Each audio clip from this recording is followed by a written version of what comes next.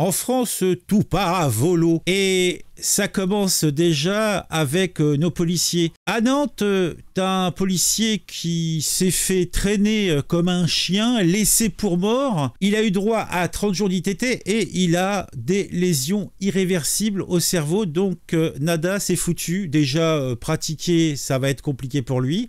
Et son futur est vraiment entre parenthèses maintenant. Par contre, l'individu qui a fait ça, hein, qui l'a traîné comme un chien, comme c'est expliqué, bah lui, il va, je sais pas, ramasser des poubelles peut-être pour quelques jours. Il va repeindre une mairie, ce genre d'activité, puisqu'il est mineur. Et puis bon, faudrait pas quand même tourner contre ce pauvre gamin qui a foutu en l'air une vie, qui a foutu en l'air un couple, puisque le flic en question était marié. Mais bon, ça, tout le monde s'en fout. En tout cas, les juges semblent s'en foutre. La vie d'un flic a pas une très très grande valeur. Alors après, quand on va avoir besoin de ces membres de les forces de l'ordre pour intervenir et s'occuper de la sécurité publique, est-ce que ces personnes vont prendre des risques pour vous? Pour moi, bah, je ne pense pas. En tout cas, moi, si j'étais eux, c'est clair que je me sacrifierais pas pour, au final, être maltraité par le système. Alors, on va un petit peu écouter l'intervention du gars, donc qui est un syndicaliste de la police. C'est très simple. Si certains juges veulent pas le faire, nous, on a une proposition très simple. C'est les peines minimales. C'est quoi? C'est que dès qu'on touche à un policier, on va en prison. Alors, vous allez me dire, il n'y a pas de place de prison, parce que les pleureux, c'est ce qu'elle me dit à chaque fois. Il a 16 ans. Bah, à 16 ans, on peut aller en prison. L'excuse de minorité, elle peut être écartée. Mais vous avez raison, la responsabilité pénale, elle est apposée, puisqu'aujourd'hui, elle a 18 ans, la majorité pénale, puisqu'on est responsable aujourd'hui à partir de 13 ans en France. Mais ce que je veux vous dire, c'est qu'on me dit, il n'y a pas de place de prison. Mais pour l'affaire Zecler, où on mettait en cause des policiers, on a réussi à trouver une place pour mettre le policier en prison.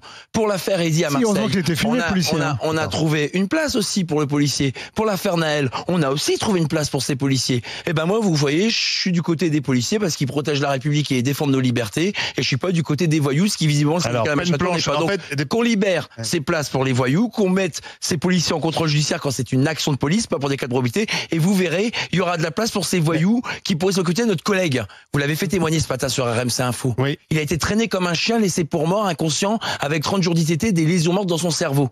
Il mérite pas un peu de respect, un peu de dignité dans notre justice, dans notre état de droit? Vous avez vu comment ça s'est passé, l'audience? Minimisation des faits. On a failli le tuer, on lui a dit non, monsieur, avec des violences volontaires. Et puis finalement, la personne, pour une fois le mineur, parce qu'on connaît des voyous de mauvaise foi, il a reconnu les faits en plus. Ben, le magistrat dit non, mais on va pas casser sa spirale de réinsertion. Ben, c'est ça, faut pas casser la spirale de ces voyous qui s'en prennent aux policiers, ça c'est vrai. Mais on a dit, il va repeindre des murs dans une mairie ou il va faire les jardins d'une école. Comme ça, on est rassuré, la vie d'un policier, on sait ce qu'elle vaut pour certains magistrats. Parce que vous dites qu'en gros, et ben voilà.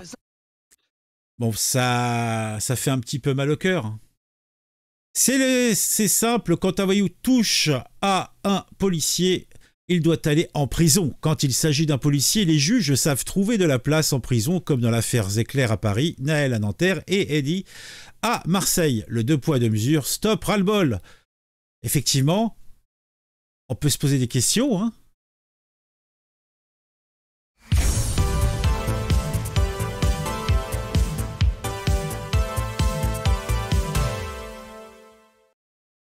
Bon, le gars, il connaît un petit peu le monde. Il se balade de Ibiza en passant par Madrid, Sao Paulo, New York, Los Angeles. Bob Sinclair est un DJ célèbre français et il revient de temps à autre en France, somme toute, puisque bon, c'est un Frenchie. Et là, il a été interviewé par un magazine et dans cette interview, il nous dit une vérité que l'on connaît tous, somme toute, c'est qu'il y a un problème d'insécurité dans notre beau pays et c'est particulièrement dommageable, bien sûr, pour la population, mais également pour la balance de commerce, parce que le pognon, il vient aussi dans notre belle nation du tourisme et les gens commencent à avoir peur de venir à Paris. Alors, bon, je suis pas trop inquiet pour les JO de 2024, hein, puisque bon, ça sera hyper sécurisé, hyper fliqué, mais sinon, ça sent un petit peu mauvais. En tout cas, Bob Sinclair, ou Bob Sinclair plutôt, parce que Bob Sinclair, c'était plutôt le gars de Amicalement Vôtre, non? Et donc, Bob Sinclair, lui, dit clairement que les touristes ont peur. Alors, est-ce que c'est, comme le dit Mathieu Slama, qui est à l'origine de ce poste, la droitisation de la France est en marche? En tout cas, effectivement, de plus en plus d'artistes assument ouvertement un discours qui passait avant pour réac et sécuritaire, mais qui maintenant montre simplement qu'on est au courant de ce qui se passe, puisque je doute que lui soit directement confronté à ces problèmes, mais par son rationnel, je pense que il le voit, et puis il parle avec des étrangers et ils doivent lui dire que tu sais, ton pays, ça commence à craindre. Moi qui voyage beaucoup quand même, on se fout un peu de notre gueule. Hein. Ah bon? Bah oui, bien sûr. Et c'est-à-dire? Constamment les grèves, constamment les casseurs, constamment les trucs comme ça. Les gens ont peur de venir, les gens ont peur de venir ici. On a l'impression que tout n'est pas maîtrisé, qu'on peut un peu faire ce qu'on veut. C'est fou quand même, on peut arriver comme ça et casser les choses sans pour autant qu'il y ait une répression absolue là-dessus. C'est bizarre quand même, non? Mais c'est quoi la solution? Ah ben je ne suis pas président de la République, non, je ne peux pas te dire la solution. Pas encore. Tu vas pas encadrer l'armée quand il y a une manifestation, mais juste je sais pas quoi te dire. On est un peu livré à nous-mêmes là. On voit que ça s'améliore pas depuis 40 piges quand même. Quand on parlait des années 20 tout à l'heure, des années 30, où la France était vraiment un moteur. La ville qui était regardée dans le monde entier, ce qui inspirait, tu vois. C'est plus tellement le cas. Hein. Bon, il dit les termes sans dire les termes. Mais bon, c'est vrai qu'il est quand même un petit peu réac sur les bords, Bob Sinclair.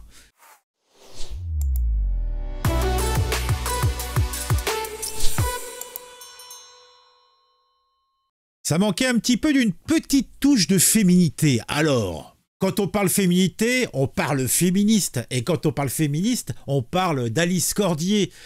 Et elle a fait un tweet aujourd'hui. Le lien entre l'affaire Naël et les 35 heures du TIG, c'est là encore, on se met à genoux devant les délinquants. Et c'est vrai que se mettre à genoux devant les délinquants, ce n'est peut-être pas la meilleure option à envisager. Je ne sais pas, j'envisage. Point 1, premier cas, on a cherché à ne pas embraser les banlieues en maintenant le policier en prison. Le fameux policier qui a abattu le petit Naël, le petit ange, comme on aime l'appeler. Sa maman, là, elle nous a fait une sortie en disant faut qu'on se retrouve, je sais plus quoi, je crois peut-être ce samedi après-midi, il faut qu'on manifeste. Donc en fait, ce qu'elle aimerait bien, c'est réactiver, puisque elle, ce qu'elle veut, c'est œil pour œil, dent pour dent. En fait, on lui a pris son fils, elle veut la peau du policier. Elle veut sa mort, manifestement. Mais on est dans un état de droit, il y a des juges, etc., il y a une justice, même si là, elle a été somme toute un petit peu déficiente, puisque garder le policier 4 mois derrière les barreaux sous des prétextes fallacieux, qu'il soit jugé, qu'il y ait une enquête, là ça va sans dire, c'est normal, mais il n'y avait aucune raison de le garder sous les barreaux. Eh oui, aucune raison valable, Vindiou. Deuxième cas, une justice de gauche, entre guillemets, trop laxiste et trop clémente avec les délinquants. La petite pastille d'introduction, puisque là on aborde 3 sujets différents, concernant le monsieur de Nantes. C'est évident que le policier de Nantes qui s'est fait traîner et qui a des dégâts définitifs au niveau du cerveau, et que le délinquant va s'en tirer les mains dans les poches, tout cela parce que il est mineur, il va repeindre des murs. Non mais faut arrêter la dope là, il y a un véritable problème. Alice Cordier est intervenue sur CNews et on va l'écouter, puisque je ne doute pas un seul instant que ça sera édifiant. Moi je l'ai pas écouté avant, c'est la surprise du chef. Le lien entre l'affaire Naël et cette affaire-là, c'est qu'en fait on se met à genoux. On se met à genoux devant des délinquants. Et cela peut être agréable de se mettre à genoux, certainement, mais pas devant un délinquant, Vindiou. Dans les deux cas, c'est la même chose. Si le policier de l'affaire Naël est resté 5 mois en prison. Elle est un petit peu rougeoute quand même, Alice. Peut-être qu'elle a fait un petit traitement là pour ses petites joues. Alors elle est tellement énervée qu'elle en a le rouge aux joues. C'est parce que tout le monde avait peur que les banlieues s'embrasent, et c'est ni plus ni moins que pour cela. Pour la placer en détention, pour acheter la paix sociale, ça semble évident. On a acheté la paix sociale, et là aussi, on se met à genoux devant les délinquants. Là, on est en train de créer une génération de délinquants. Je voudrais vous rappeler quand même l'affaire la fusillade de Villerupt. On était face à un enfant de 16 ans et qui avait comptabilisé 140 condamnations. Enfin, je veux dire, on est où? Et puis la deuxième chose que moi je voudrais dire par rapport à qu'est-ce qu'il aurait fallu faire? Je finis juste. La deuxième chose que je voudrais dire par rapport à cela, c'est que c'est terrible pour les civils, parce que s'ils sont capables de faire ça à un policier armé, mais qu'est-ce qu'ils feront aux gens comme nous? En fait, c'est ça la vraie question aussi qui est derrière, c'est qu'il y a une non-peur. Mais vous essayez pas d'arrêter les voitures avec des jeunes sans permis dedans, en l'occurrence. Bien sûr, mais si vous voulez, en tant que jeune femme, des délinquants, j'en croise aussi pour d'autres raisons. Et s'ils n'ont pas peur des policiers, ils n'auront pas peur de moi non plus, pour d'autres faits. Voilà. Alors maintenant, qu'est-ce qu'il faut faire? Voilà, on parlait, est-ce que c'est une question de gauche ou pas? Est-ce qu'on politise la chose? Voilà, moi je considère que on est face à une justice de gauche, une politique de clémence et de laxisme qu'on est en train de payer et que l'on paye depuis des années.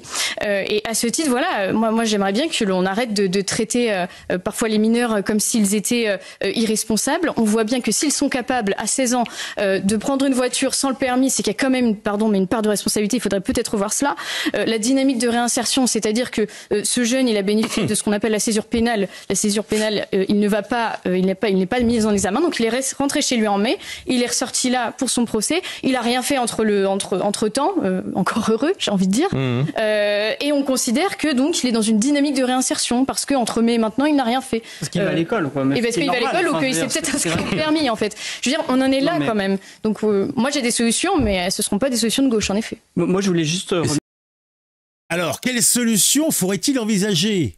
Bon, on va rejeter la mise en prison, puisqu'a priori, on peut pas, mais peut-être, je sais pas. Alors, dans certains pays, pour les personnes qu'on voulait pouvoir voir arriver, on leur mettait des cloches, une cloche autour du cou, une grosse cloche. Alors, on lui met une grosse cloche autour du cou, et comme ça, il peut pas venir sournoisement, là. Ou alors, technique un petit peu plus arriérée, certes, je sais pas, tu lui coupes les talons d'Achille. Voilà, comme ça, il peut pas courir, il peut pas appuyer sur les trucs. Bon, c'est un petit peu hardcore. Il faut peut-être tout simplement que les malsonnants, les mauvais garçons, les mauvaises filles soient simplement punis à une juste hauteur pour leur faire comprendre que cela n'est pas possible, puisque c'est la double peine. D'un côté, tu laisses des énergumènes faire un petit peu ce qu'ils veulent, et de l'autre côté, tu fais passer le message aux braves gens que, en fin de compte, comme elle l'a dit très très bien,